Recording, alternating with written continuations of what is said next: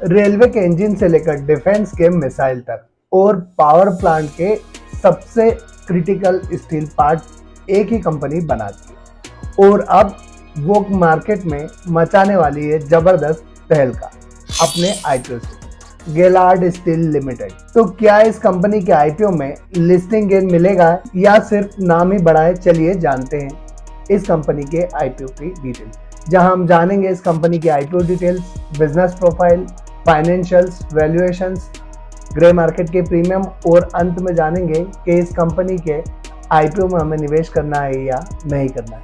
नमस्कार दोस्तों, मेरा नाम राजेंद्र सिंह गोड़ है और आपने देखना शुरू कर दिया है SMBI फाइनेंशियल का यूट्यूब। 2015 में एस्टेब्लिश हुई कंपनी जो इंजीनियर्ड स्टील कास्टिंग बनाती है, माइल्ड स्टील, SGCI और लो अलाई कास्टिंग। इनके product Indian railway, defence, power generation और हेवी इंजीनियरिंग इंडस्ट्री में इस्तेमाल होते हैं।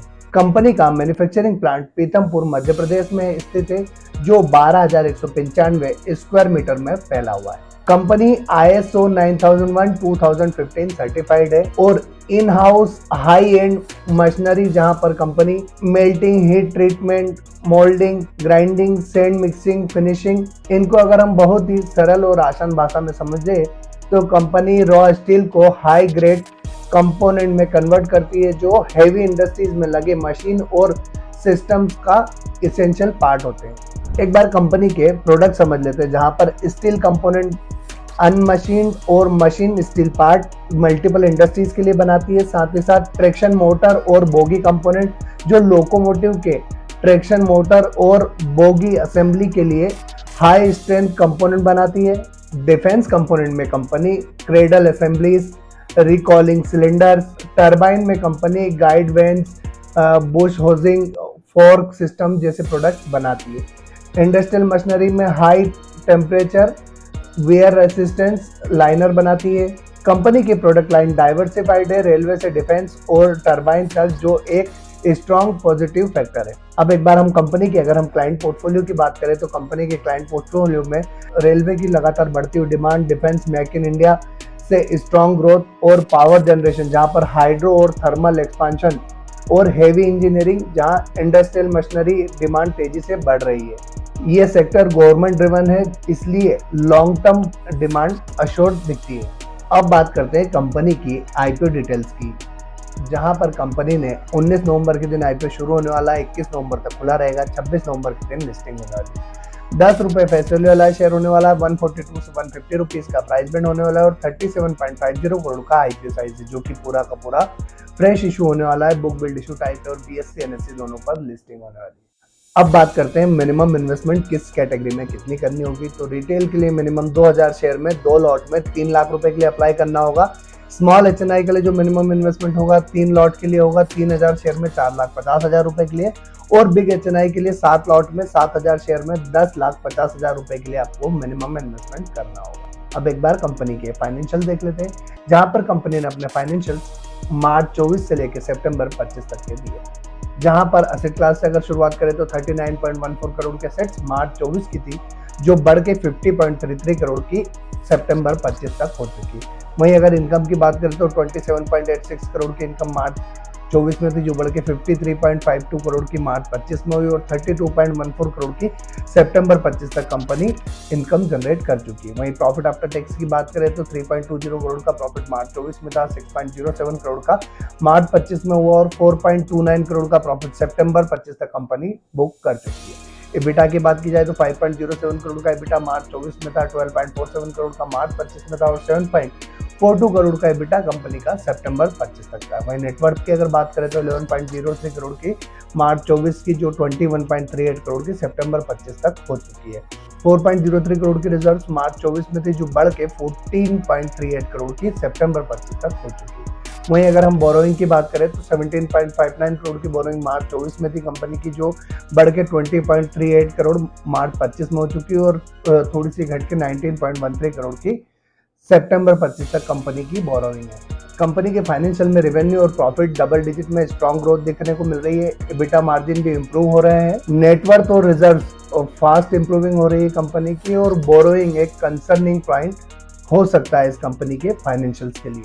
अब एक बार जल्दी से कंपनी की वैल्यूएशन देख लेते हैं, जहां पर कंपनी 142 करोड़ की वैल्यूएशन पर अपना आईपीओ लेकर आ रही है, जहां पर आरओई 43.16% का है, आरओसीई 26.59% का, डेब्ट टू इक्विटी रेशियो 1.19 का जो काफी ज्यादा दिखता है, रिटर्न ऑन नेटवर्थ 35.51 का जो जबरदस्त है, पैट मार्जिन 11.38% का है, बीटा मार्जिन 23.39% का है, प्राइस टू बुक वैल्यू 6.15 का है और ईपीएस 9.04 का, वहीं पी रेशियो 16.60 का। तो ओवरऑल कंपनी की अगर हम वैल्यूएशंस की बात करें तो profitability ratio, ROE, ROC, return on net worth जबरदस्त है, मार्जिन हेल्दी है कंपनी के, लेवरेज लाइटली जो है हायर साइड पे है, जो फिलहाल अंडर कंट्रोल दिखता है, और वैल्यूएशन पीबी के हिसाब से जो है प्रीमियम दिखती है, बट पी रेशियो की अगर बात करें तो वो इंडस्ट्री के हिसाब से फेयर दिखता है।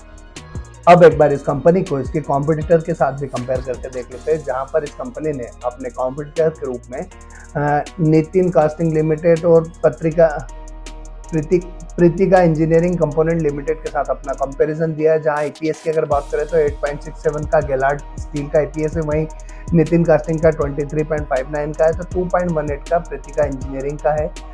अगर हम बात पी रेशियो करें तो 16.60 का पी रेशियो जो है गेलार्ड स्टील का है, 24.14 का नितिन कास्टिंग का है, और प्रीतिका इंजीनियरिंग का जो है वो 39.22 का है। रिटर्न ऑन नेटवर्थ की बात करें तो 35.51 का गेलार्ड स्टील का है, नितिन का 16.92 का और प्रीतिका इंजीनियरिंग का 12.63 का। तो अगर इसके कॉम्पिटिटर के सामने देखें तो एक बेहतरीन वैल्यूएशन पर ये कंपनी अपना आईपीओ लेकर आ रही है, जहां पर इस कंपनी के रिटर्न ऑन नेटवर्थ और पी रेशियो काफी जबरदस्त है। अब एक बार बात करते हैं कि आईपीओ से आने वाले पैसे का उपयोग ये कंपनी कहाँ करने वाली है। तो funding, capital expenditure toward expenses करने वाली है, इनकी एग्जिस्टिंग मैन्युफैक्चरिंग फैसिलिटीज में 201.37 मिलियन का, और रीपेमेंट करने वाली है 70 मिलियन का, और रिमेनिंग अमाउंट जो है वो जनरल कॉर्पोरेट पर्पस के लिए उपयोग में आने वाला है। अब बात आती है कि इस कंपनी के आईपीओ में निवेश करना है या नहीं।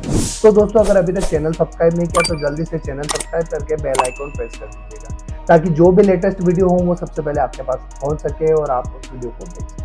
टेलीग्राम, इंस्टाग्राम, व्हाट्सएप चैनल का लिंक डिस्क्रिप्शन में दे रखा है, जहां से आप हमें फॉलो करके लेटेस्ट अपडेट प्राप्त कर सकते हैं। डीमेट अकाउंट का लिंक डिस्क्रिप्शन में, जहां से अपना डीमेट अकाउंट ओपन करके अपनी फाइनेंशियल जर्नी स्टार्ट कर सकते हैं। बात आती है ग्रे मार्केट प्रीमियम की, तो फिलहाल इस कंपनी की ग्रे मार्केट में कोई भी डिमांड देखने को नहीं मिल रही है। अभी आईपीओ में आने में टाइम है, तो हो सकता है इसकी डिमांड धीरे धीरे बन जाए। फिलहाल अगर हम बात करें, बिहार इलेक्शन के बाद मार्केट का मूड माहौल भी ठीक होता हुआ दिख रहा है।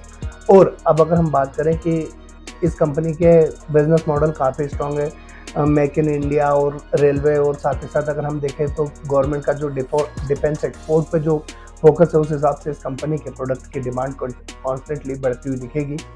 और लॉन्ग टर्म में ये कंपनी काफ़ी बेहतर नज़र आती है, फाइनेंशियल्स अच्छे हैं, और जब ये रीपेमेंट 7 करोड़ के आसपास का कर देंगे तो इनकी डेप्ट भी जो है 19 करोड़ की डेप्ट वो 12 करोड़ के आसपास की रहेगी। मतलब रिजर्व्स के सामने अगर डेप्ट देखें तो अंडर कंट्रोल हो जाएगी, ये भी एक पॉजिटिव साइन होगा।